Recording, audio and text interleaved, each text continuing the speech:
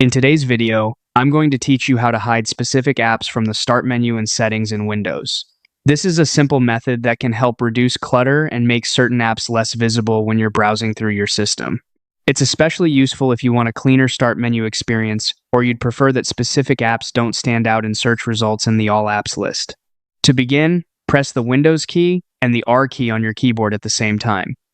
This opens the Run dialog box, which is a quick way to access hidden system locations and tools. In the Run box, type Shell, Apps folder, then press Enter. This will open the Applications folder, which contains shortcuts for the apps installed on your computer. You may not use this folder often, but it's a handy place for managing app shortcuts in Windows. Once that folder opens, find the app you want to hide.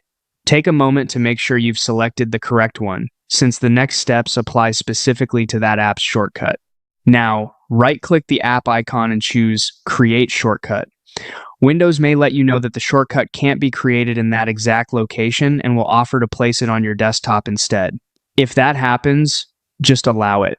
Next, go to your desktop and locate the new shortcut you just created. Right-click it and select Properties. In the Properties window, stay on the General tab, and near the bottom, check the box labeled Hidden. After that, click Apply, and then click OK to save the change. That's it. The shortcut is now marked as hidden.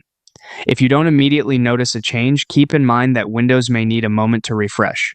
Also, if your system is set to show hidden items, you may still be able to see the shortcut, so that's something to be aware of while testing the result.